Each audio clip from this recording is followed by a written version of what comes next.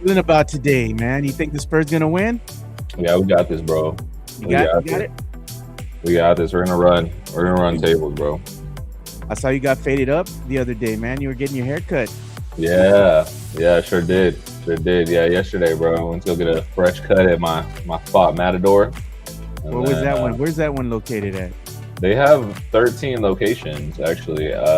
But the one I went to was on Hebner Road. They call it the Churchill Estates location, Okay. but I visited that one. They have one downtown too, but I was over there in that area. And but they have one in New Braunfels and a couple in no, they have a couple of New Braunfels and then one in Helotes also. So it's like got 13 all around town. Nice, man. Good spot. We've got some people joining us already. Shout out to you, Greg. Mikey Mendez, what's up? What up, guys?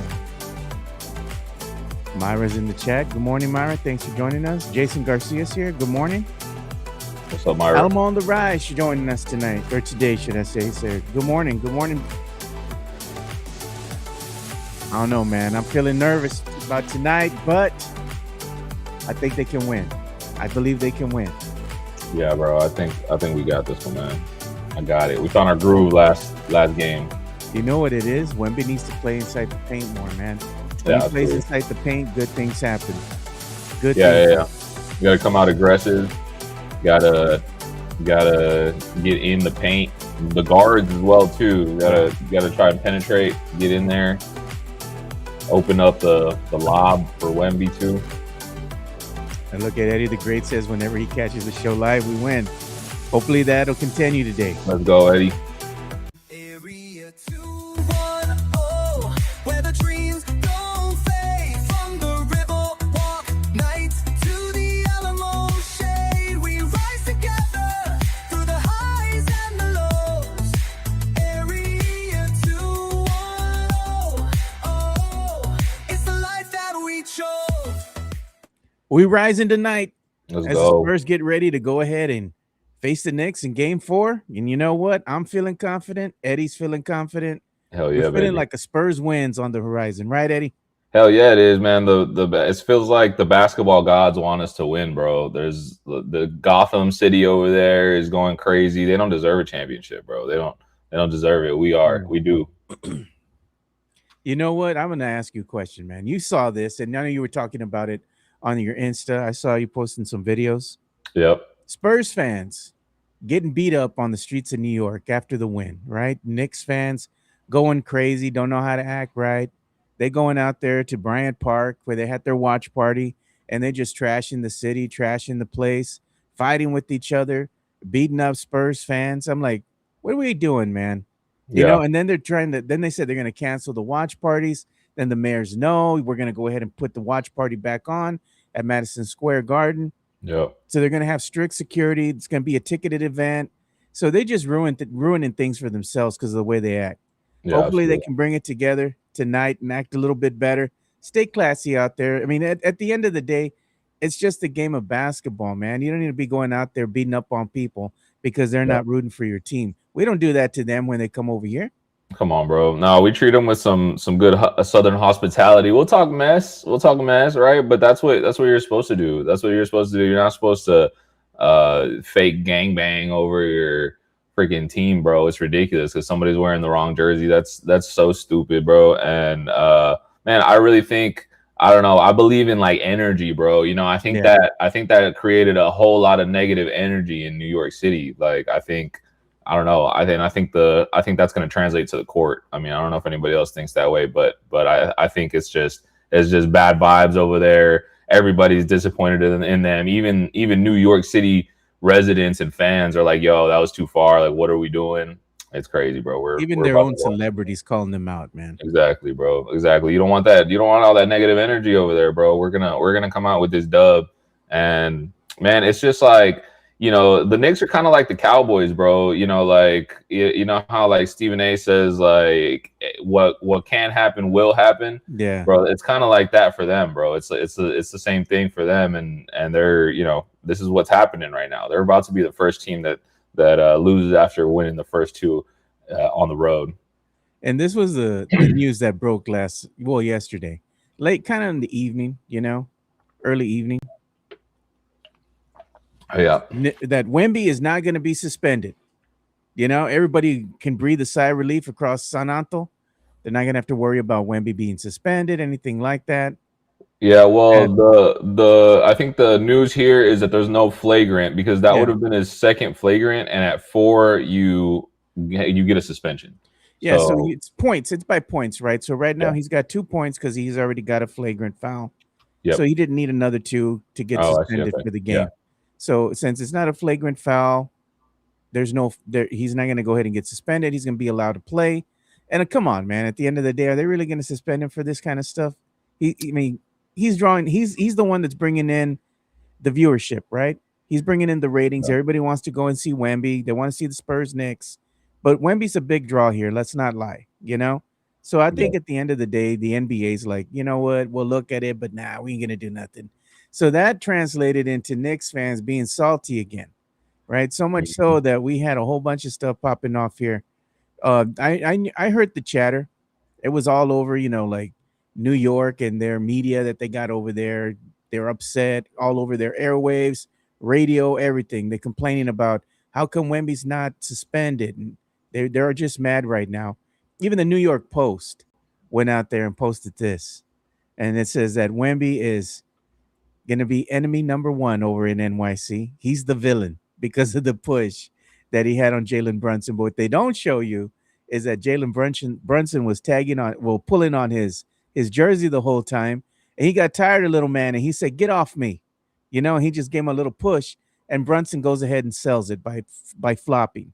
But what Yeah, happened on the other end too is like I don't know what happened as far as that they call a timeout or what happened, but during this altercation, you did have some Knicks players come out on the court. Now, if they go ahead and go by the letter of the law, that means those other players should in turn be suspended too. So if you exactly. ask me, for my personal opinion, and this whole fiasco, this is absolutely to do about nothing. Hmm. Want to go and you want to have Wemby suspended, then guess what? You need to have your 3 or 4 players suspended as well because they got on the court illegally as well. So I Exactly, mean, bro. pretty fair is fair, right? Yeah, exactly, exactly, exactly. They're crying for nothing, bro. And what this tells me is that they're nervous. Like, what you wouldn't be They're crying this desperate. hard. They're desperate. Yeah, You wouldn't be crying this hard, wanting our players to be suspended, flagrant fouls, all this ref terrible officiating, which I think the game was called very evenly. I think this series has been called fairly evenly. I mean, I think they're hacking the hell out of Wemby, but at the same time, they're letting people play on the other end as well. So yeah, I mean, keep that energy, keep it fair. Then that just reeks of desperation whenever you have to go to the refs and say that we want your best player suspended or yeah. flagrant calls being fouled on them. That's crazy, man. So I'm just saying, like when you think about it, the letter of the law, they want to do that. They want Wemby suspended. That means that Yeah, Alvarado and was it the other players that were storming the court need to go too. that's And I right. don't think Knicks fans want that because then what you're going to do, you're just going to rely on just a handful of players. That is not going to win you the game. Yeah, So it won't be interesting anyway because who's going to watch if Wemby's not playing? Come on. But either way, man, I like the fact that the Spurs are being labeled the villains yeah, me over too. there in NYC. It's like, Yeah, okay, just embrace the villain role.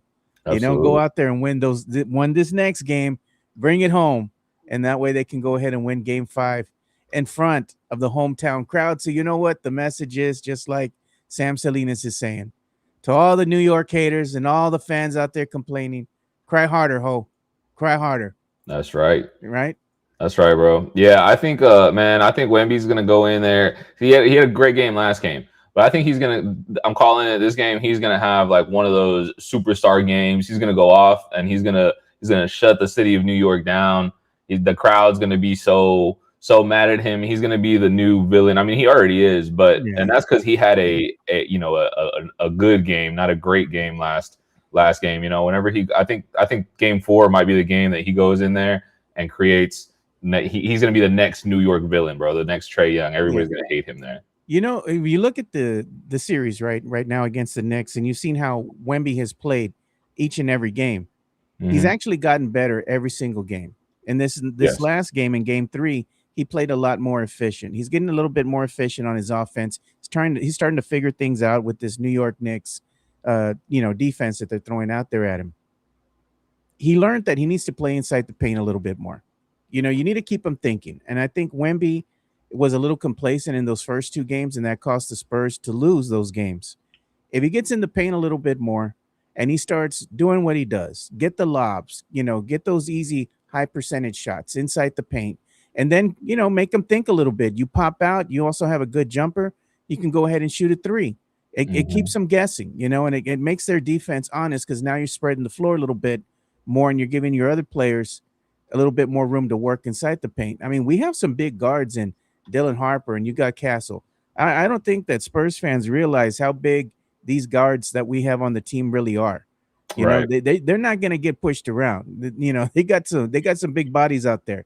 Yeah, I And mean, on that note, a big adjustment defensively was not doubling Brunson and playing him straight up. When I think that's so far, it's like to your point, our guards are way bigger. They can guard Jalen Brunson. I mean, at least slow him down a little bit. It's hard to shut him down because he's really good. But whenever you are able to guard him straight up like that, you cut off, the swings, and you make him play one-on-one, and he's not great at getting playmaking necessarily. He's great at scoring. So I really liked that adjustment, and I hope we're able to keep that up. And then our rotations the other night were beautiful, man. There were some rotations where I'm like, oh damn, they're gonna swing it and hit a three, but we were there, we were there the whole time. So I think the defensive intensity is what we have to keep up, because that's what's going to lead to the offense on the other end.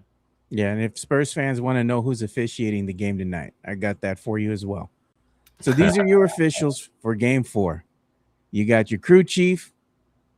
It says Zach Zarba. You got James Williams and Courtney Kirkland. So these are your officials for game number 4. So that, I don't know, take it for what you will. This is going to be officiating. Hopefully we see a good game called on both ends. I don't want to just see it as a one-sided affair. I know that, the New York Knicks coach, Mike Brown, was complaining after the game, talking to the media, just kind of voicing his discontent with the way that the game was called. And, Brunson got shoved and they're just letting them do whatever they want to out there. And of course, a coach is going to do that to try to go ahead and get an edge for their team. But I mean, that's just when you do things like that, Eddie, like you said, it just screams of desperation. Yeah. So it's like, I think this Knicks team, when Wemby's playing inside the paint, they're afraid of him because they make some U-turns where they're driving in the lane and then they see Wemby and they're like, oh, so they kind of do a U-turn and they kind of try to pass the ball off because they don't want that smoke with Wemby in the paint, because they know if they try to go and lay the ball up or they're just trying to shoot, that length is going to come back and haunt them because he's going to get a block on them. They're going to get rejected, and they don't want to look like fools. You don't want to get punked in your own gym, but they are afraid of Wemby in that sense. If he's inside the paint and he's holding it down. And I think that's what Mitch needs to do more with Wemby. Don't let him go out there and guard the three, man. You have other people that can do that. Let Wemby just feast inside the paint and disrupt the shots for the New York Knicks. That's where his strong suit is. And that's where the team plays better. Like you said, Eddie, the other night, they had that defensive set where everybody was just swarming the Knicks. They were going out there and there was nobody that was going to shoot an uncontested three. If they knocked it down, they knocked it down. We saw OG Anunoby go ahead and knock down a really highly contested three while Dylan Harper was on him. He knocks it down and you just tip your hat to him and be like, that's cool. right. But you don't want to have them just shoot wide open threes and not have a hand in their face. That's what you're kind of saying. And we saw the Spurs be able to play that swarming defense. The thing is, I want to go ahead and see the Spurs do that for a longer period of time, not just in the fourth quarter, but go ahead and do that. It's going to have to be a physical game. The Spurs are going to have to go out there and really start beating up this Knicks team and wearing them down. That's going to be what they need to do. Their calling card right now, Eddie, is defense. We need to see that. And you know what I need to see? I need to see El Wembeyazo. I need to see Wemby come out, man. Get a dunk. Set the tone early, right? You want to see him dunk that ball. He's coming out tonight, bro. He's coming out tonight. Watch. This is the game. This is the game where he becomes the public enemy number one in New York, bro. This is it. Yeah, this is gonna be it. This is something that the Spurs need to do. They need to win this game. Like I said, man, if they win this game, the city's gonna go crazy, Eddie. They're gonna go and just go honking all over San Antonio. They're gonna go Hmm. honking downtown. I'm sure Eddie gonna be out there running around too with all the gente. You gonna be out there honking or no? Yeah, I probably will, bro. It's a big game. It's a big game. I took it easy. My girl, me and my girl were just watching it at home last game. I was like, no, I was confident last game. I was like, we're winning this game, but I want to watch this at home. I want to be focused. I want to be locked in. And afterwards, she's like, we're going honking. I mean, it was Monday night, but I was like, nah. It's not time to celebrate yet. It's not time to celebrate yet. Let's get another dub, and then maybe we'll do some honking. We'll chill it out. I know people were out there the other night, but I think I was like, let's get another dub first, bro. We're still behind in this series. Yeah. So game four is tonight. It will be on ABC. Tip off is set for 7:30 p.m. our time. And again, you can see it on ABC or you can stream it on ESPN. Spurs fans, this is the game you want to get ready for, man. If you're gonna go out there and you're gonna get ready for this game, you get there early. If you're gonna go to a watch party, because this place is gonna be packed. I know they're gonna have the Frost Center is gonna be popping once again.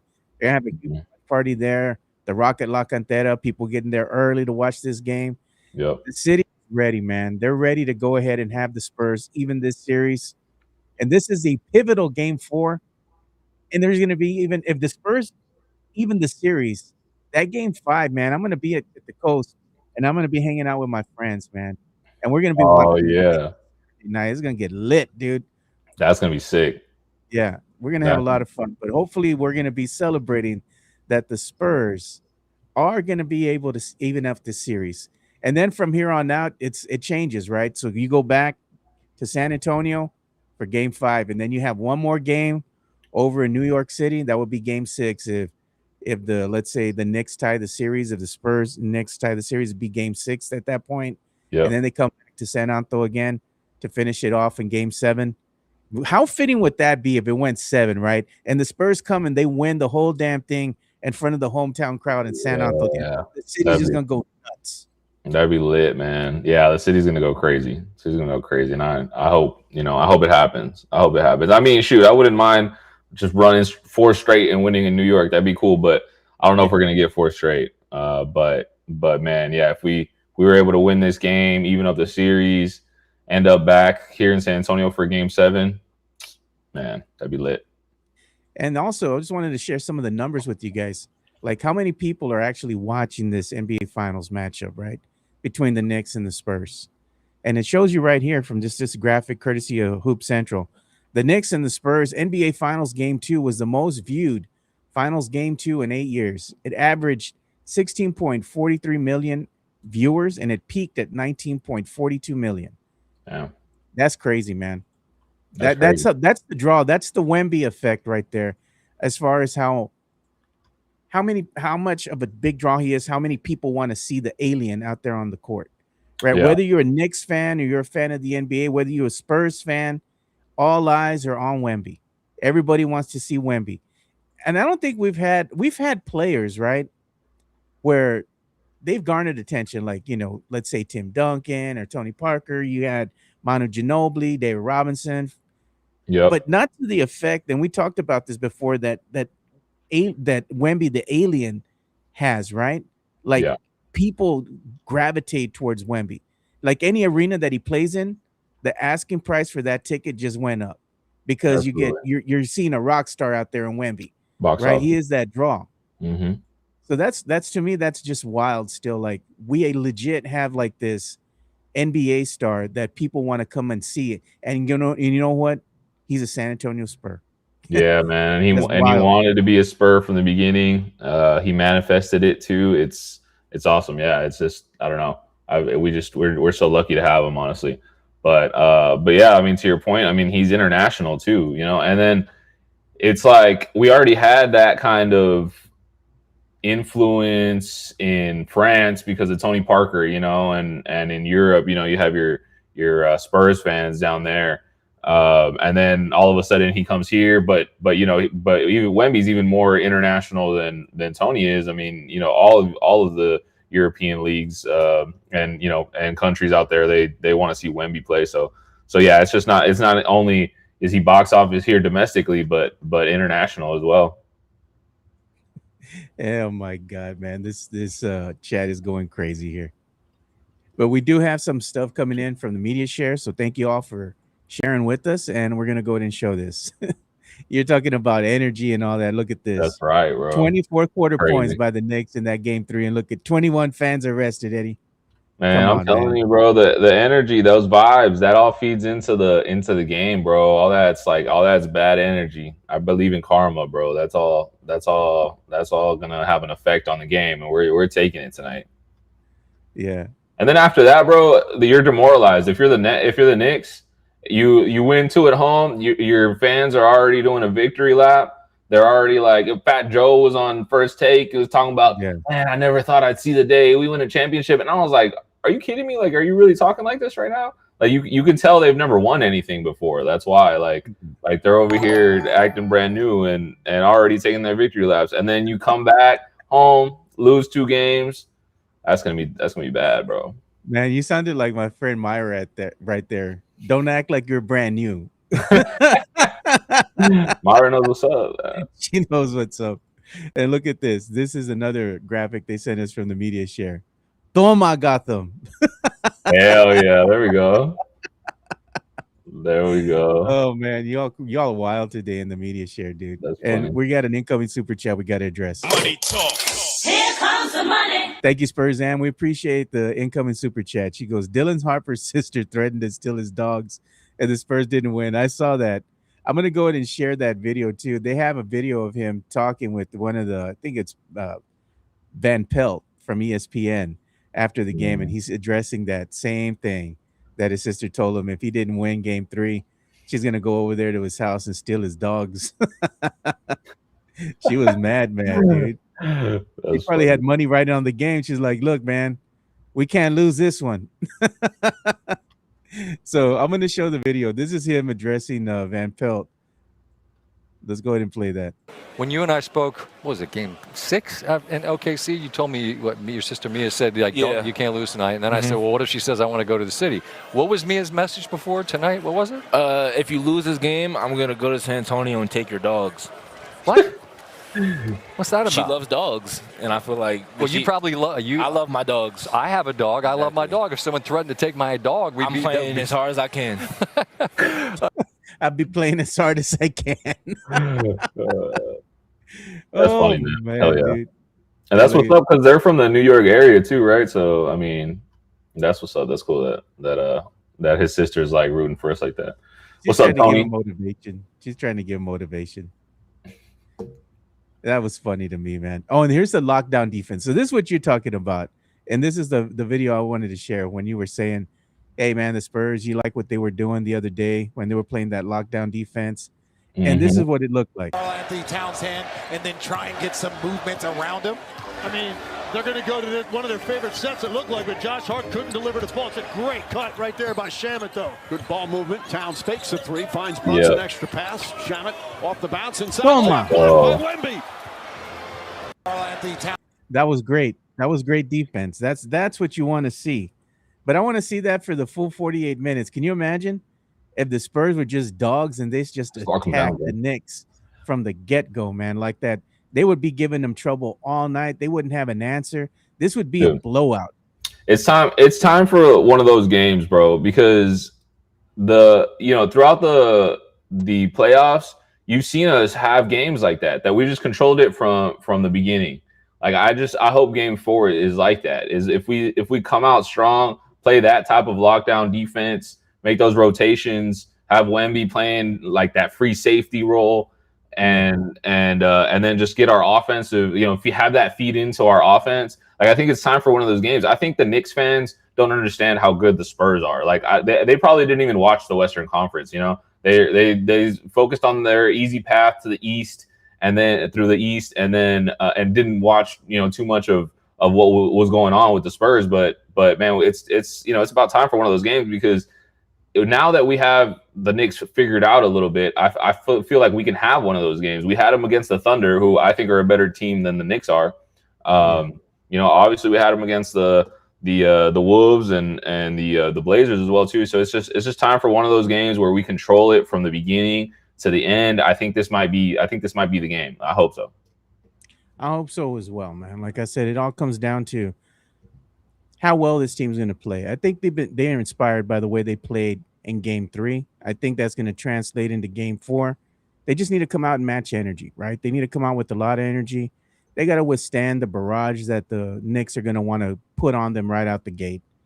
The Knicks fans are going to be screaming, yelling, trying to go ahead and will the team to victory.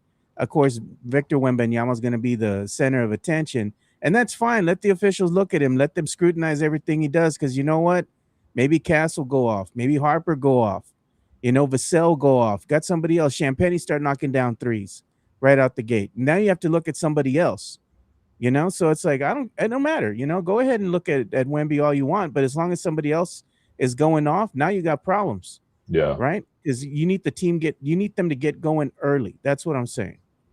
Jay Khan said, asking for the perfect game on offense and defense is unrealistic. There will be errors, just minimize them. Yeah, exactly. I'm not asking for the perfect game. I'm asking for the type of games that we had in the second and third round, both against Minnesota and against the Thunder. There was games where we controlled it from the very beginning. The game was over by the third quarter. And this isn't a better team than the Thunder. We can get it done. The Timberwolves were great defensively also when we figured them out. So I don't think it's unrealistic to say that it's about time to have one of those games in this round now that we figured the Knicks out a little bit. Yeah, look at this. GC3 watching us from YouTube says Keldon Johnson goes off. Hey, Keldon don't go off, man. It's time to drop him off at the fire station, bro. Hey, I don't know about that, man. Everybody's giving KJ a lot of crap. Offensively, I hate when he just puts his head down and just like a huevo wants to score, bro. Like, be smarter about that. But he had some good defensive possessions last game as well. He did a good job defensively, and he's one of our bigger guards that we can put out there and have. He did a good job on Anthony Towns. We needed him bodying Anthony Towns out there. I think Keldon Johnson is a big reason why Cat was so quiet last game. Yeah, I kind of agree with that, but I need to see a little bit more out of Keldon Johnson. He's the sixth man of the year, right? He won that award. Play like it, man. We need you to score a little bit. You can't always just be putting your head down and going to the rim. Like, you can knock down an open, 3-point shot. You maybe go ahead and knock down a jumper. Help the team in some way. Like, go out there, set a hard screen. Go and do some pick and roll action. Do something, man. To me, it just seems like the Spurs have been getting bullied a little bit inside the paint by the New York Knicks team, right? Because they can't seem to come down with the rebound, right? They give the Knicks the opportunity to go ahead and literally snatch the ball from their hands, and they get a second and third opportunity. Like, the Spurs have been playing real good defense against the Knicks for that 24 seconds, right? And then all of a sudden the ball just bounces and it goes another way, and they just can't seem to get to it on time, or the jump isn't timed right, and it goes into a New York Knicks player's hands, and then they go ahead and get a second and third opportunity to score. And if you give a team that many chances, they're going to score on you, even though you just had a really good defensive set. And that to me is like debilitating, because you work so hard just for them to score anyway, and you have to expunge more energy because you still have to play defense for extra minutes or extra seconds there, trying to go out there and guard those defenders because you couldn't pull down a rebound. Like, they need to go out there and they need to go ahead and win the battle of the boards. If they do that, that gives them a really good opportunity to capitalize on the other end, and it minimizes what the Knicks can do. Because if you go ahead and take away those second and third chance opportunities, Spurs win that game by double digits. Absolutely. Yeah. So it's little things like that, little things that they need to clean up. And I need to see, Mikey. I agree with you, man. I agree with him 100%. I need to see a little bit more out of Fox. I don't know, man. Eddie, Fox has been a little disappointing to me, bro. I'm not gonna lie. What do you think? I mean, I've been disappointed in him also. I don't know, man. It's tough because he's still so important to the team. And his role is so important as the ball handler, because I mean, if we don't have Fox bringing the ball up, the only other person that you can really trust to bring the ball up like that is Harper. So we need him like that. We can't have Castle because what we saw in the last round, we cannot have Castle, with the ball in his hands trying to create offense. Trying to play make. He's a scorer, he's a slasher. So it's nice to have him in that role, but man, it's just like what happened to that player that used to score 25 points a game, bro? Like it's just I wish we could have that player for at least a couple of games, like have a big Fox game. Like he hit a huge shot down the stretch, and I love it. And I'm not saying he's not important to the team, but yeah, you just the contract he has, you just have you just expect more. You just expect more from him. He's And your highest paid sucks. player. From your highest paid player, you expect a little bit more than just all right. You need to go out there, and I think what he does is he defers a lot, right? He wants to go ahead and get the ball to Wemby, but there's a time and a place where he's a veteran on this team, right? He's been in a playoff series before. He's never been to the finals, but that's fine. He knows what it takes to win at that level when you're in the playoffs. This is the biggest stage out there, Fox. You need to go out there and stop deferring and being a little bit more aggressive. Don't defer the ball to somebody else. If you got an open look, take it. You can't always just go ahead and use that speed. Right now, he's hurt. He's got a high ankle sprain, and I think that's bothering him a little bit. But he needs to go ahead and knock down some open jump shots. He needs to go and create a little bit of space, and he's fast enough to do that. Just knock down that jumper, man. Get to the free throw line. Do something out there besides just I'm gonna pass the ball to another guy. No, take the shot, dude. Take the shot. If you got an open look, take it. Yeah, he needs to be more aggressive. It's too many times they do that high pick and roll, and then he gets like caught and doesn't know what to do with it. He's looking for Wemby on the lob, but then he realizes that he has a good shot. But then by the time he realizes it's the defense collapses or crashes on him. So it's like I don't know. They need to work on that, man. The decision making. I think a lot that's throwing it off is the Knicks are playing so aggressively against Wemby because I think that's the first option, right? The first option is obviously the roll and lob it up to Wemby, but since they're just holding him, it just makes it really hard to get that lob in there. But at that point, that's when you say I'm going to attack with the intention of scoring. So yeah. And we do have an incoming super chat we got to address here. Two of them actually. Money talk. Here comes the money. And this is from the Drew Show. Thank you, Drew Show. Appreciate you, man. He's saying Keldon has the highest dribble in the NBA. 6'5" and dribbles way higher than Wemby. He is only using his right hand. Oh, he goes Oak Hill Academy to Kentucky, can't dribble. He might be onto something there. And we got another incoming super chat, and this one's from Spurs Am. Money talk. Here comes the money. Thank you, Spurs Am. We appreciate your incoming super chat there. Thank you both for the support, by the way. Anybody that sends a super chats our way, we greatly appreciate it. She's saying, what are the chances that Mike Brown uses Sohan as their hit piece, allegedly? I don't think Sohan's going to sniff the court, man. He's not. He's just going to be there. He's going to be looking dumb, sitting on the bench. Probably won't be ready to go, be wearing the wrong socks and everything.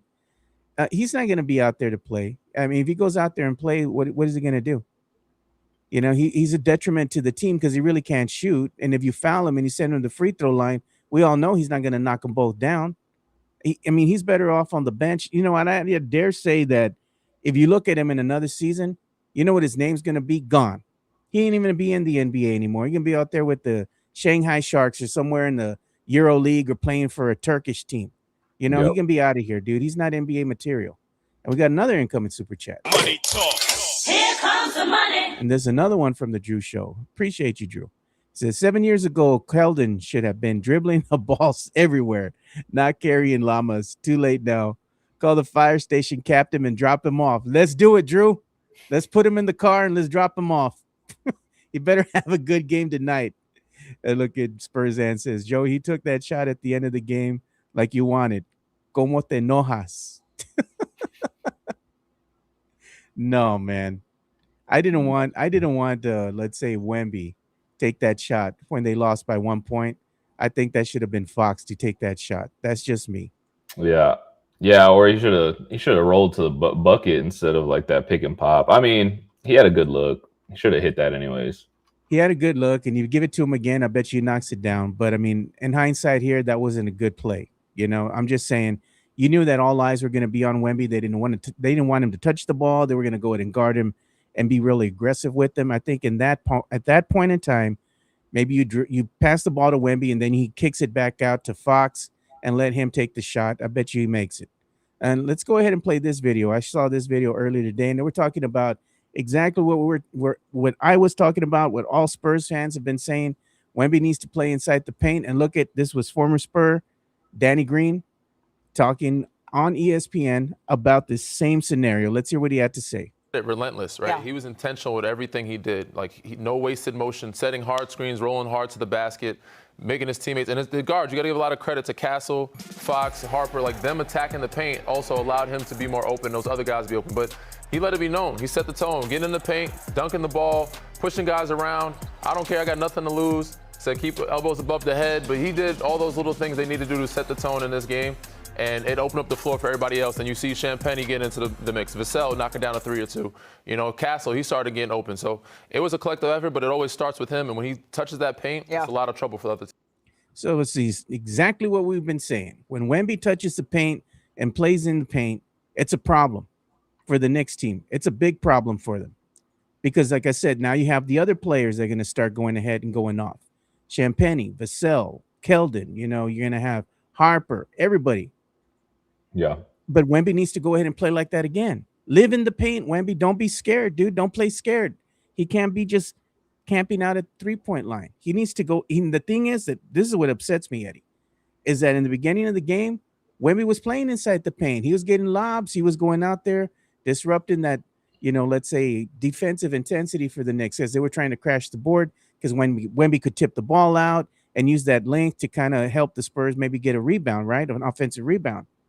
But then he got away from that, man. And he went out and he was a little bit more complacent, hanging out beyond the 3-point line. It's like, what are you doing, man? Get inside the paint, my guy. That's where you're going to feast. That's where the team needs you.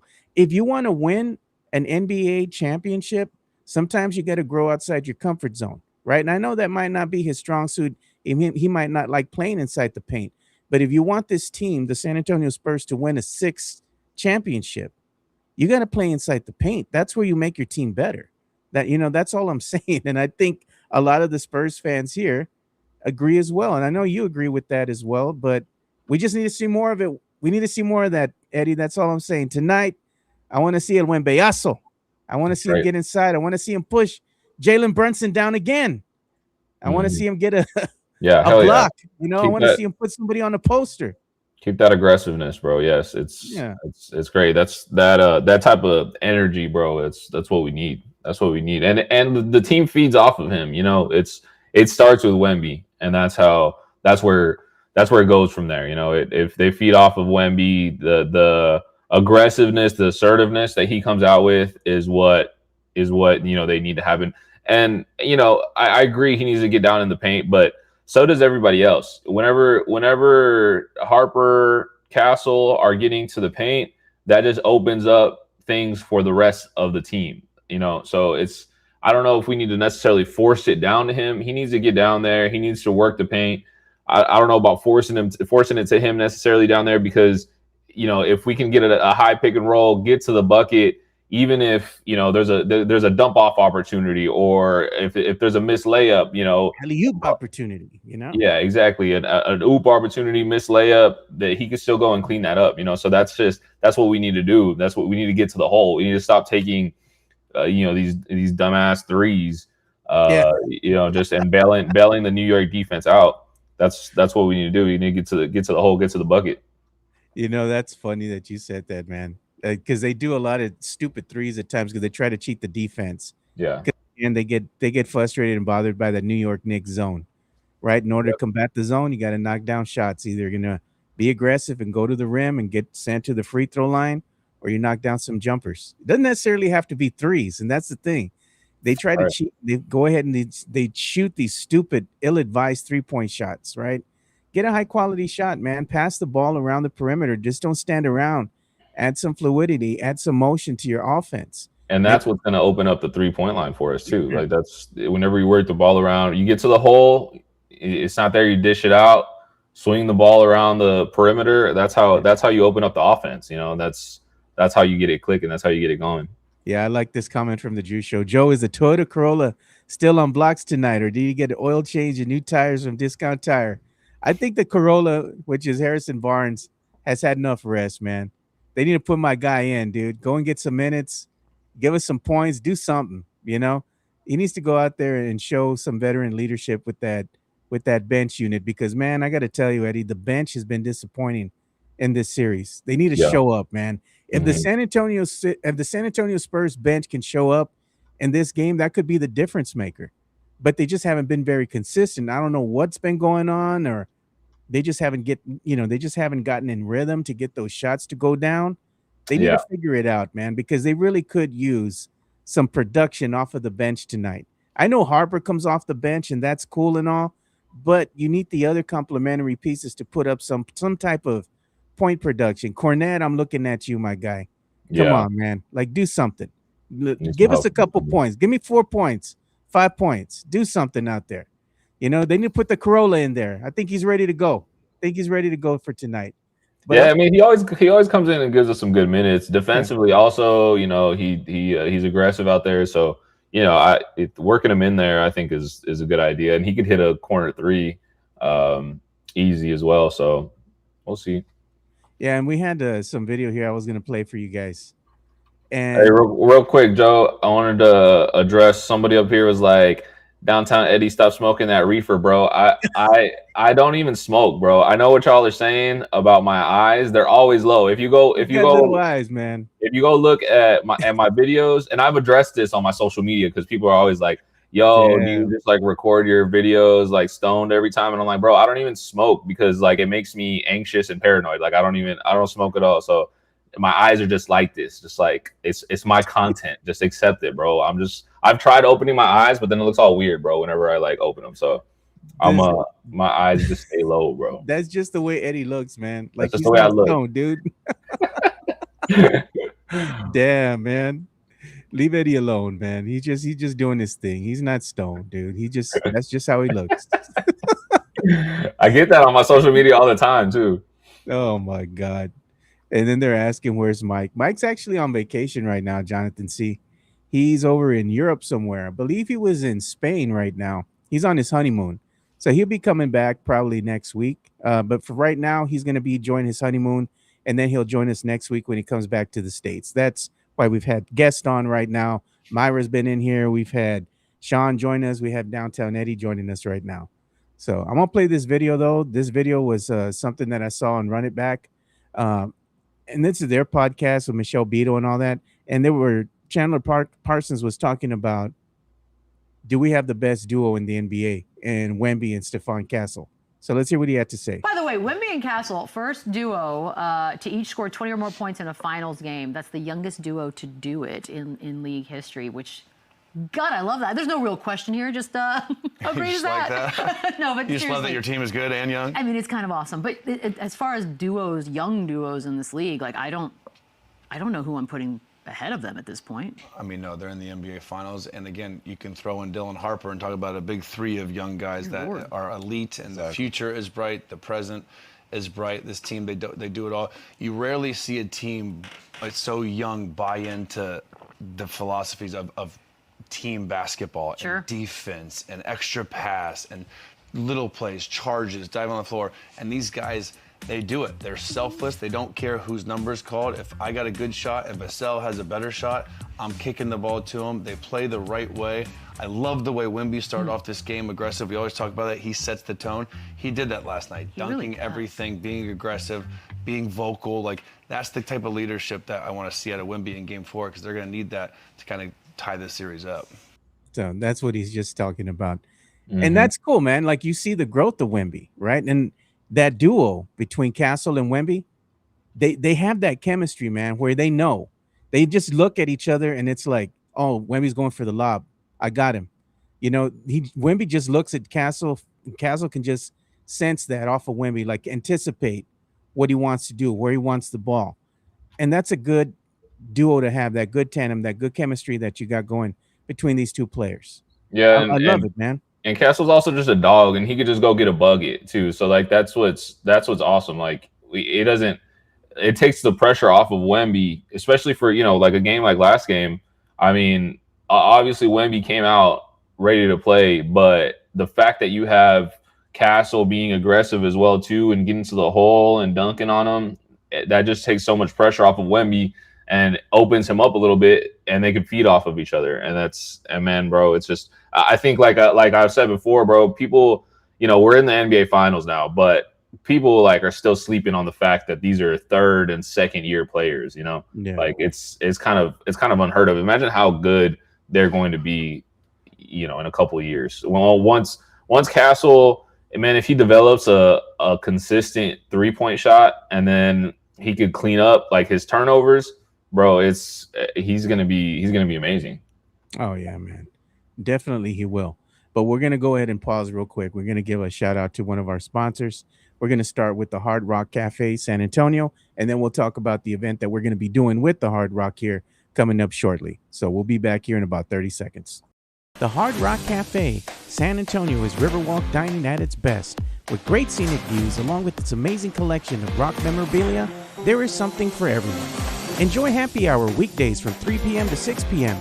with $8 and $10 appetizers, $5 domestic drafts, and $6 craft import drafts at the bar only.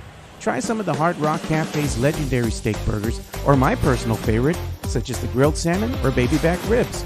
Make sure to visit the third level and enjoy the DJ as you take in the city skyline. The Hard Rock Cafe is a proud sponsor of the Area 210 podcast. Appreciate the Hard Rock Cafe in downtown San Antonio. We appreciate everything they do for us and being a proud sponsor of this show.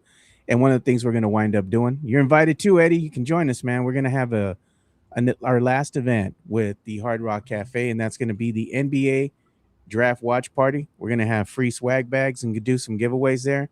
This is going to be happening on Tuesday, June the 23rd. Party starts at 6 p.m. Again, it's going to be at the Hard Rock, located at 111 West Crockett Street. And of course, it's sponsored by P.F. Chang's La Cantera. So we look forward to hanging out with you guys, and maybe we, put in a name to the face, because we saw some of these other guys that are in the chat. They showed up to the NFL draft party that we had, and it was cool to kind of see Fate Killer and some of these other guys that we see in the chat, but we don't necessarily see their faces or know what they look like. And when they show up there, we can go ahead and have a little chat, shake hands, and maybe take some pictures and stuff. So it's a lot of fun to actually meet everybody in person. So come on out if you can join us. We appreciate it. And I'm going to go ahead and show this, Eddie. I know this is a big how to do, right? When you're in San Antonio, you're getting ready to go ahead and watch the Spurs play. And what's the move, man? You're going to go to HEB, you're going to get you a cookie cake with the alien on it. Let's go Spurs. You get one with the nuns on it. What you doing? That's funny, bro. I get one of those alien ones for sure. Yeah, man. That looks good, though. I mean, I'm not going to lie. These things are sweet as hell, dude. This is diabetes right there, but you got to be careful, man. But I like this. And, the thing is that HEB makes these things, and then they sell out so fast, right? And they make cupcakes and all that stuff. And I try getting some stuff, and I go to HEB, but by the time I get there, it's all gone. So I'm hoping that maybe they might have something available. I'll try, dude, see if I could pick one of these up. I want to take it to if we have a game 5, which I'm already speaking it into existence. We're going to have that pivotal game 5. I want to take one of these out there for my boys, so we can all have a good time. Hell yeah. But I like this nonetheless, man. You a fan of that? You a fan of the cupcakes, the conchas, and all that Spurs themed, baked goods that they got out there? I like those cookie cakes for sure, but I don't like frosting. So like I got to take even on cake or like anything like that. I take the cake off, or I take the frosting off of everything, bro, and just eat like the regular. So this is too sweet for me. Like I don't know, it doesn't taste that good. But those cookie cakes are fire though. Yeah. So what's your go-to, man, on Spurs game day? What you eating, bro? Shit, as far as sweets? No, just in general. Oh, some wings, bro. I love me some beer and wings, bro. That's just a beautiful combination to me. Wingstop, you hitting up Wingstop? What you doing? I like Wingstop, and then there's also this spot. If y'all are ever in the Pearl area, if y'all know 3 Star Bar on Grayson, it's across the highway from the Pearl. There's a little like ghost kitchen in there, and it's called Fried Hard. Those are probably the best wings I've had in San Antonio. Fried Hard. Go check out Fried Hard. They're fire. It's like a Memphis style wing spot. Yeah. Man, and those wings are they hit, bro. They hit. So yeah, some wings from there with some beer before a Spurs game. Fire. Look at what Tony's saying. There will be a game 5. Why does everyone keep saying that? Yeah, It's a game 5 that matters, is what we're saying. Like if the Right. Spurs can go ahead and tie the series, I that's know gonna this be sounds like a pivotal I know game. this sounds crazy, bro. We went down 0-2, and I thought we were gonna be all right. I was like, I think we're the better team. I think we're gonna be all right. If we go down 3-1, like obviously it's gonna be really tough, but I still think that the Spurs would have a chance even if we lost tonight. But you know, that's just let's hope that doesn't happen. Let's hope we don't get there. But I don't know. I just think we're just the better team overall. Yeah. And we can take this. Hey, we got an incoming super chat from the Jew Show. This one's for you, Eddie. Money talk. Here comes the money. And look at this is from the Drew Show. Thank you, Drew. Appreciate it. He says, Downtown Eddie has that high pat at the Pearl. He goes, you can't be on herb and pay the rent. Some dude's just born with los chino eyes. Hey, that's right, bro. Facts. That's facts, bro. That shit makes me lazy too. I can't be on that. For real, dude. Yeah. Hey, look, so JHNSB says he's not a Wingstop fan. I'm gonna tell you something, man. The lemon pepper wings from Wingstop, man, and the fries, the seasoned fries when they're fresh, that's fire, bro. Yeah, hell yeah, that's fire. I love me some Wingstop. We got one around the corner from where I live, but you can't have it all the time, man. That stuff's bad for you. Especially at my age, man. You just look at that stuff and you already start gaining weight, dude. It's like you gotta eat healthier, but on occasion, give me a little Wingstop here and there. And look at Tony saying tonight is a must win. It's always a must win. Downtown Eddie, he meets with those Pearl baddies. Oh my God, bro! I got me a little Pearl baddie. She's probably watching right now. So hey, relax. I'm trying to get Eddie in trouble. I don't need no Pearl baddies. I got one here. He got one already. Yeah, he's got his girl. He boot up, man. Come on. Leave my guy alone. And look, this is gonna be a Spurs fan that was spotted, a rare Spurs fan over in New York City, man. And this was put up by News 4. This was Don Harris. Found a Spurs fan over in Times Square. Doing live TV. What's your name? Rachel Small. Rachel just bumped into me and said, "Go Spurs, go!" You're from San Antonio. San Antonio. All right. So you came here for the game last night? No, for work. Okay, but did you watch the game? Absolutely. What'd you think? Amazing. Right. Amazing. Are you gonna stay here for Game 4 tomorrow? Yes. Okay. You want to give me a Go Spurs, go? Go Spurs, go! Thanks, Rachel. Nice meeting you. All right. Nice to meet you. That might get. Look at old boy back here in the background. She said, "Go Spurs, go," and he's like, "What the hell?" But it's cool to see like a Spurs fan caught out in the wild, right, in New York City, because they're not very common out there. Because let's be honest, a lot of people from New York are New York Knicks fans, right? But I like to see that. And they even had like an interview. I think it was on KSAT 12 yesterday.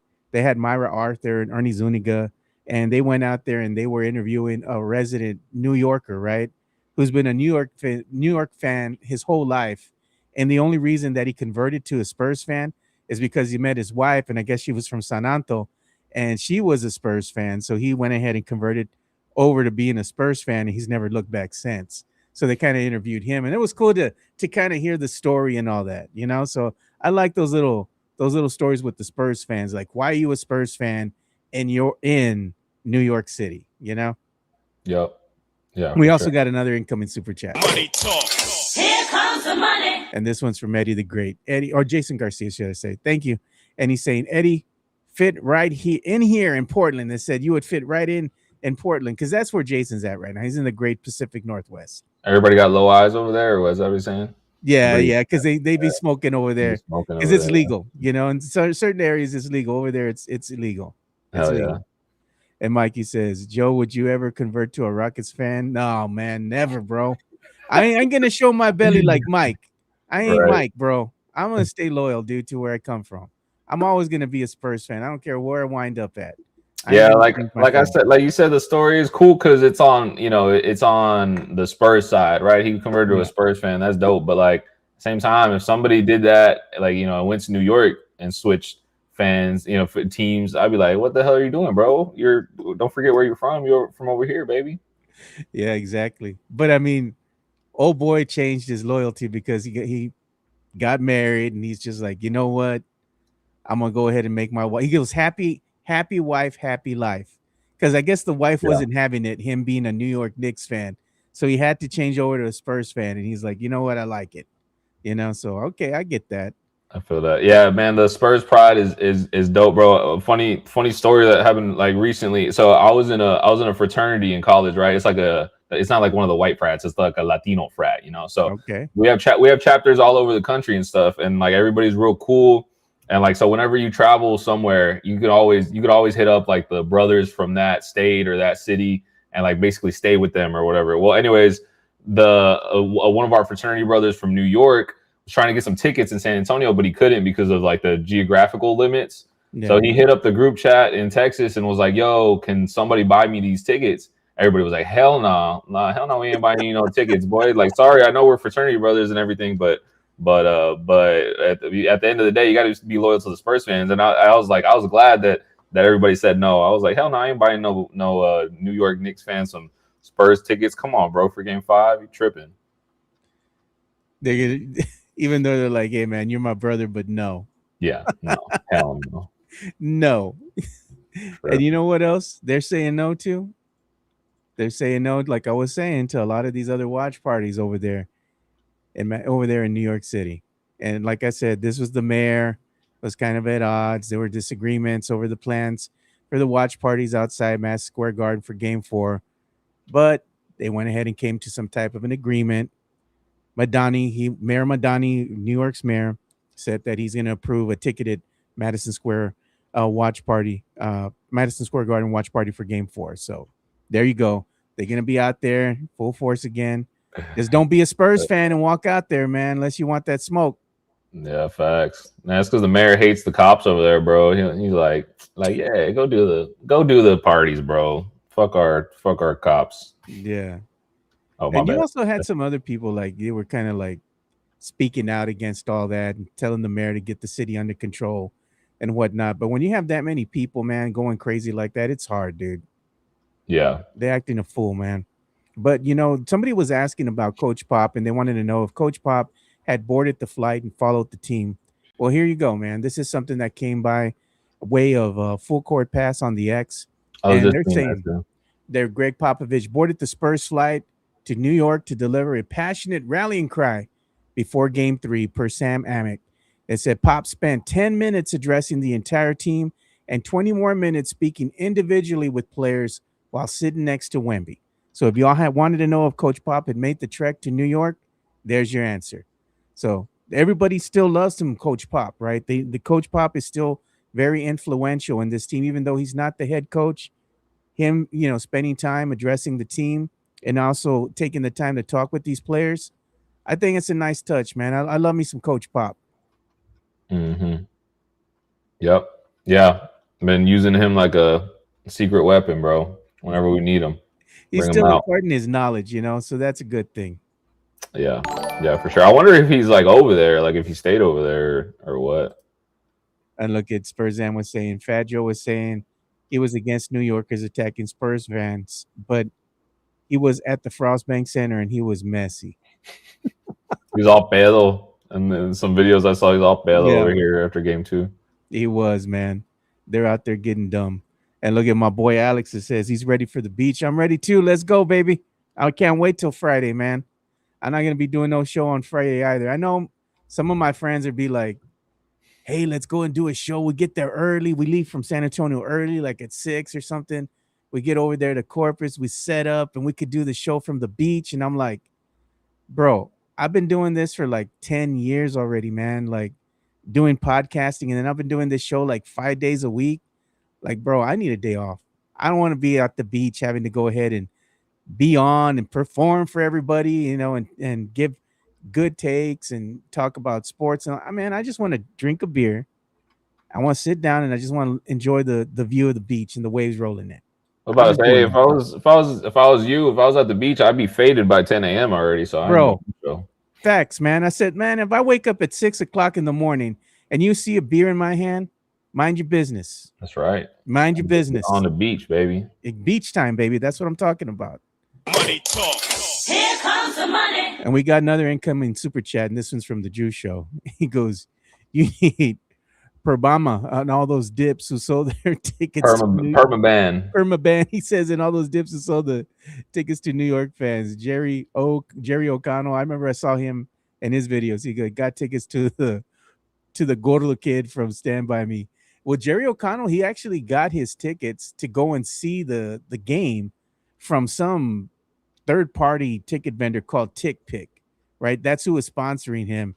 So he was going all over San Antonio doing his videos, I guess, to go ahead and mention them every chance he got, because they're the ones that paid for his ticket, his entryway into the Frost Center. They said Joe Biden wasn't at the game. He was crashed out of sleep. And it says, no tickets everywhere. He goes, no ticket everywhere for those fake ass fools who sold out. No tickets for you. What do you think about that, Eddie? Because that's been something that a lot of Spurs fans have been really upset about.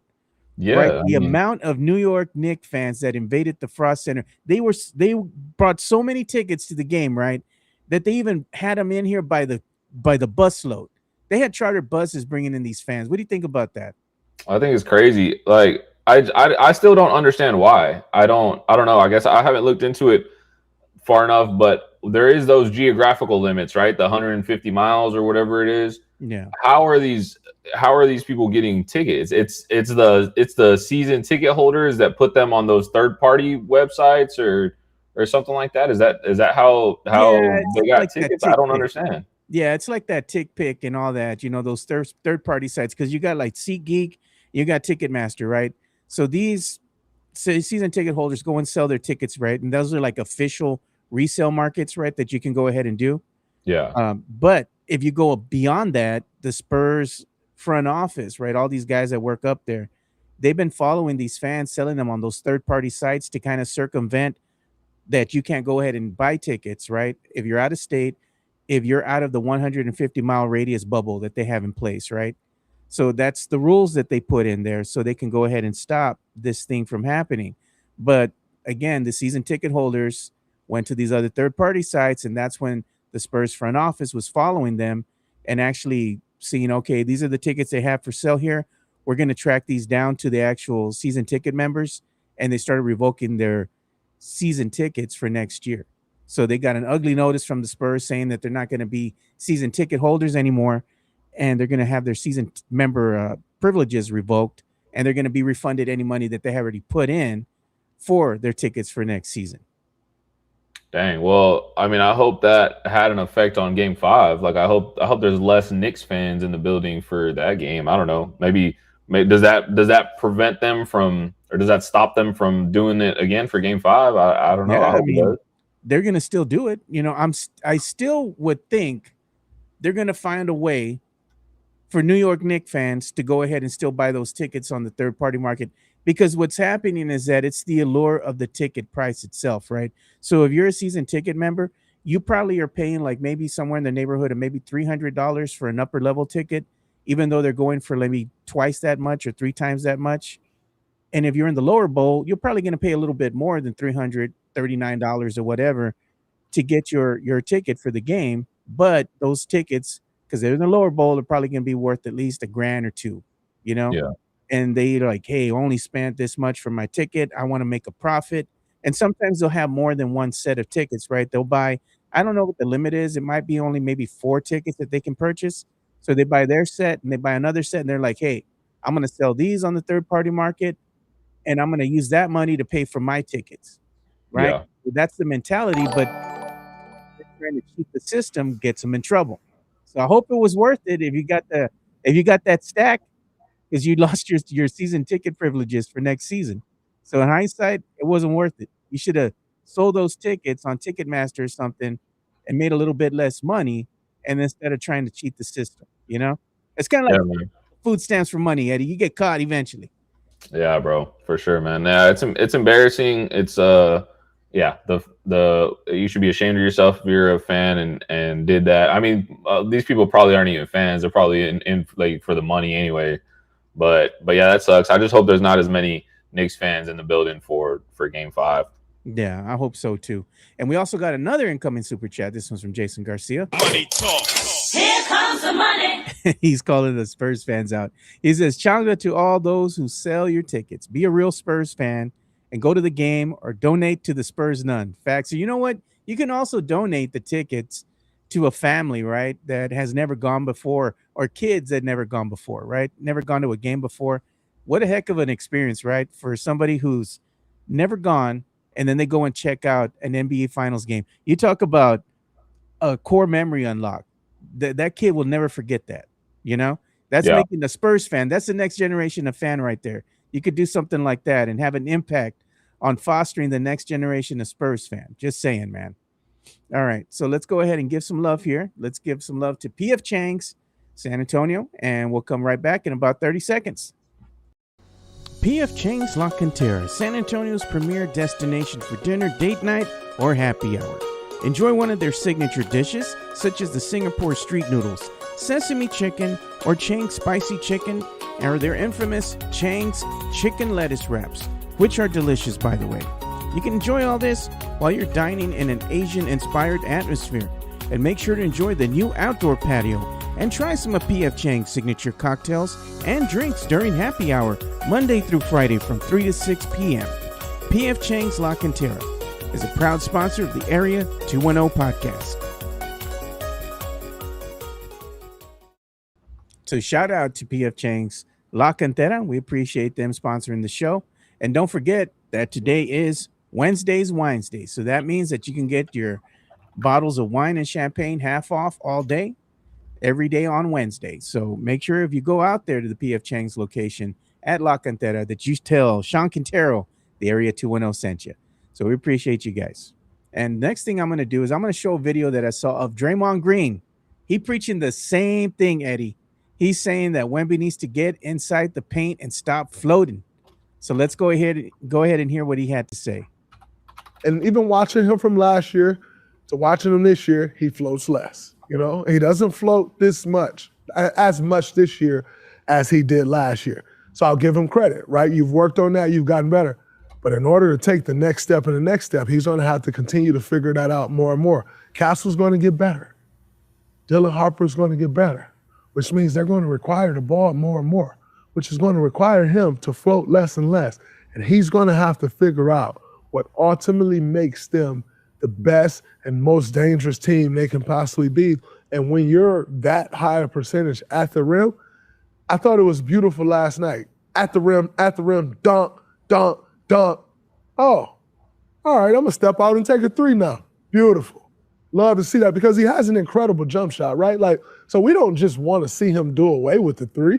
We don't just want to see him get rid of his mid-range. He's a great shooter.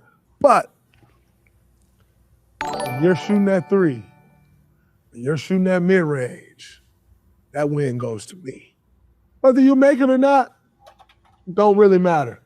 When you take it, I won because you're not taking the 85% shot that you got at the rim. So I won that possession. And I think he has to start to understand that. It's like, I'll use myself as an example. So he goes on to talk a little bit more about it, but I'm not going to play the whole video.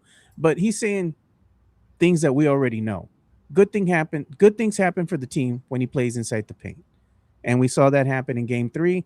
You need to see the same thing again happen tonight.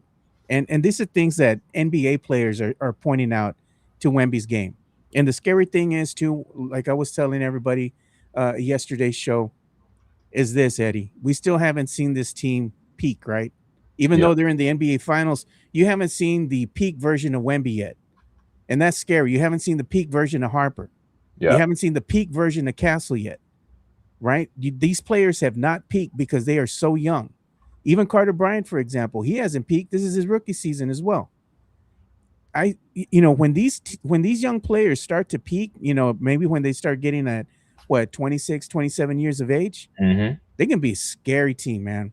Yeah, it would be a scary team for a really long time. I don't like Draymond Green, but obviously, his basketball knowledge is up there. And I really like, it seemed on the inside the NBA cast the other day for, Game 3, I think a lot of people you know, a lot of them up there were you know, praising the Knicks and, you know, kind of chalking game 3 up to the Knicks as well. And it seemed like Draymond was a little more hesitant, which I appreciate, because I think he sees what us Spurs fans see. You know, we a lot of those, I feel like a lot of those guys up there, Chuck, Shaq, they don't really watch basketball, honestly. Like I think they're just up there to entertain, right? They don't watch all of these games necessarily. They don't pay such, you know, close attention unless they're working them, obviously. But Draymond was like, man, are we sure? You know, he named the things that we needed to adjust to get that win. I think he might have predicted that the Spurs won. So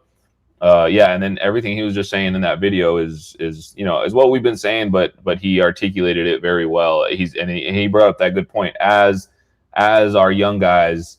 Not that Vic isn't a young guy, but as Castle and Harper continue to get better, continue to develop that jump shot, he's right. You know, we don't need Wemby up there. And that's not gonna be what wins us games. It's gonna be letting those guys work the wing and lob it up to Wemby, or have him, come clean stuff up and just, get going whenever they need him to. So it's just, we're going to be a really good team for a really long time. Yeah, I agree. And we also got an incoming super chat here, and this is from the Drew Show. Money talk. Here comes the money. Thank you, Drew. Appreciate the $10 super chat. He goes, the nightmare is a Game 7. If those turncoats still can't sell, he goes, they will get high 5 and 7 figures for the seats, and over half the stadium is old Knicks fans. He goes, 2 seats in New York went for 7 figures. And this is facts. I saw some video that was circulating on the X, on Insta, all over social media, and you had people from like the New York Post going around and asking New York Knicks fans as they're entering Madison Square Garden, how much money did you spend on your tickets? And you had like a father and son duo over there. They asked him, and the guy's like, oh, I spent 55 grand to get over here and watch the game. He goes, I'm not going to miss this. Because a lot of these guys that are spending that type of money, or spending the $5,000, $4,000, even more to watch the Knicks and the finals, is they don't know when they're going to see them again, right? Like this is like, to them, this is like a once in a lifetime moment, right? And for Spurs fans, we are kind of spoiled in a way, because we've had the team be good for an X amount of years, right? And they had 5 championships. They were going on championship runs. And then they kind of rebuilt the team a little bit, and there's been an absence. But then again, look at, this is the first time in so long, in like 7 seasons, the Spurs are in the playoffs. And what happens? They immediately go to the finals. Yep. Like, damn, we spoiled as hell, dude. Like, I get what Knicks fans are saying and how much they're willing to spend for those tickets to see their team in the finals. But you know what, Spurs fans? You can't take for granted that you're going to also have another opportunity. Oh, we get it next year. The Spurs will be in the finals next year. You never know that. So you got to go ahead and hang on to your tickets if you're a season ticket member. It's because they're not Spurs fans, bro. These people aren't Spurs fans. They buy the tickets probably mostly to resell them. You know, this is a business for them. It's not, you're not a fan. You're not a true fan. Like you go to the games. Maybe they own a business or something and take clients every once in a while. But besides that, they're like, let me just flip these and make a profit. I know people who do that, but I mean, the people who I know, I would say that they're actual fans, but regardless, they buy these tickets to flip them, not because they want to go to every single game. For real, man. So if you're a Spurs fans, man, don't be sellout. Don't be a sellout. Go watch the games, man. If you have extra tickets, give them to a family member. Let them come to the game too and cheer on the team. Make it a hometown environment. Like you're when you play in your own city, right? In your own gym, that should be an advantage to you, right? As a San Antonio Spurs, it shouldn't be a disadvantage because you're selling out to all these Knicks fans. Like, come on, man, take some pride in your team and your city. Quit being a sellout, dude, just to get that money. Like you said, Eddie, it's karma, right? It's all karma, man. If you start selling out like that, bad things gonna happen. Yeah, for sure, for sure. But man, the Drew show is right though. Like it's that I do worry about. I think it might even be better to win in New York City in Game 6, obviously if possible. Yeah, because he's right though. And my thought process is if the Spurs have told these season ticket holders that they can't be season ticket holders next season anymore, they're probably like, screw it, I'm gonna sell the rest of my tickets anyways. You know, so like I don't think doing that is gonna stop them from selling the rest of these home game tickets unless they could somehow take them away from them, which I doubt it. You know, because it's already this season, they probably already have them mostly paid for. I mean, I would assume at least, but yeah, that really does scare me. If we have a game 7 over here, how many Knicks fans, you know, there's going to be? I don't think that's going to dissuade these people from selling them. So shoot, maybe we should just take care of it over there. I think, you know, I think the fact that there were so many Knicks fans in attendance in game 1 and 2, you know, I think that hurts a little bit because, you know, in New York City, whenever you're playing over there in the Garden, you're already anticipating it being crazy. But the plus side is whenever you're hitting these shots, the crowd is just you silence the crowd, which, you know, I would assume that it just like motivates you even more, you know, whenever you're a competitor and you know, the crowd's super loud and then you just silence them and you know, that just feeds into the energy, bro, like over there. So I don't know, maybe better to just win over there if possible. Well, look at that, Hanover Fist. I know he's been a season ticket member for quite some time. He's a diehard fan. You know, he's not selling his tickets. He's going to go and watch the game. You know, so that's the normal, right? For most of these season ticket holders, they've been season ticket holders for an X number of years, right? Sometimes even inheriting the tickets from maybe their fathers or, you know, somebody else, a family member who was a season ticket holder for many years and then gave it to them. Then look, Hanover Fist is saying, can say not a fan if not supporting the team by holding, you know. All right, I got you, man. And if it says Sport Pawns in the Gray says if you're hurting for $3K that badly, that's your prerogative. Selling, you know, how much they're gonna make when they sell the tickets. But we're gonna talk about this little graphic here that I saw too on the X, and it's showing you like how well some of these young players for the Spurs have been lately, as of late, right? In the finals. So most points per game in the NBA finals before turning 23, right? 29 points per game, you know, average, I guess that's what they're saying is for Victor Wembanyama. Let's go. You know, and then you have Stephon Castle in the mix too. Who the hell is Tom Hineshaw? I don't even know who the second and third players are. I don't know who that is. That's probably you old school got three players. Spurs right in the mix. You got Victor Wembanyama, Stephon Castle, and Dylan Harper. You're averaging 14.7. Stephon Castle averaging 18 points a game. You know, That's so crazy, this is pretty good. This is pretty good to have like your young players, your young core doing this well in the NBA finals.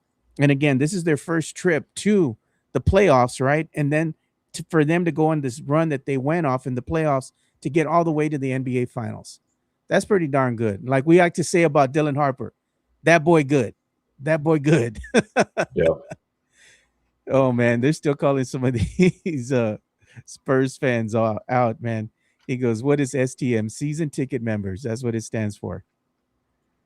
So like a lot of Spurs fans, this is like a very highly contested debate selling your tickets to the New York Knicks fans. But we also got another graphic that I was going to show here.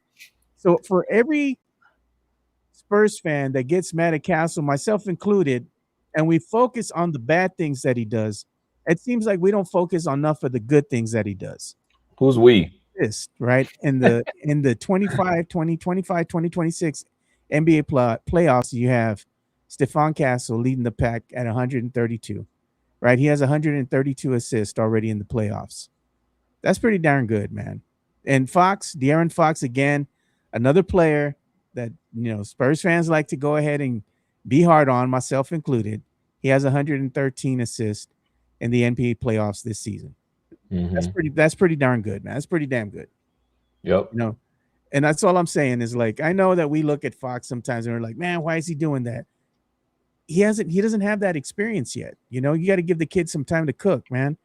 So he turns the ball over, yes, but you know what? I like the fact that he has no fear and that he likes to go and attack the rim.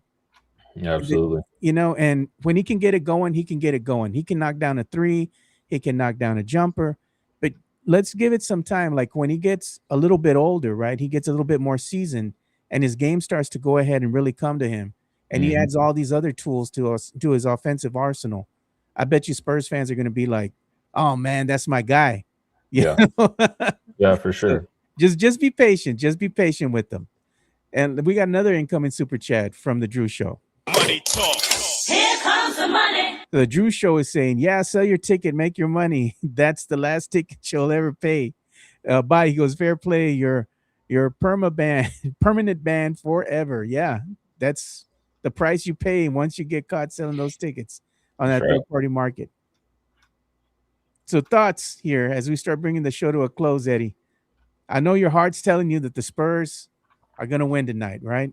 Yeah, absolutely, man. We got this. We got this game. There's just a lot of things, coming together. The Spurs finally figuring them out. Game two towards the second half is when we started to figure it out a little bit. Maybe towards the fourth quarter, should have came out with that win, but we went into game three, took care of business. I feel like we have the momentum going. The pressure is on New York. They do not want to lose this game. They do not want that. I think this is going to be such a gut punch if the Spurs win this game. Like they're going to be pretty demoralized. I think after already taking their victory lap, after everybody saying they're already going to win, and after a team never coming back 0-2, they have Mikal Bridges on there having nightmares of 2019 for losing the Suns to the Bucks in that year. So like all these things plus the the reaction of New York City fans, all that energy, bro. I think all those things coming together, and the Spurs being a better team, it's just I'm trusting the basketball gods, bro. I think we're destined to win this series. I don't think the Knicks fans deserve a chip, bro. So I think it's gonna work out. They don't deserve it because of the way they've been acting.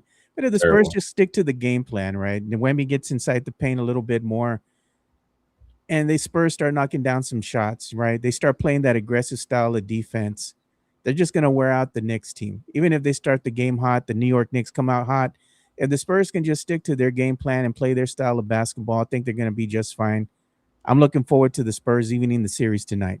I really feel like this team is going to play really well, and they're going to do enough to win the game in Madison Square Garden and come back to San Antonio for a pivotal Game 5.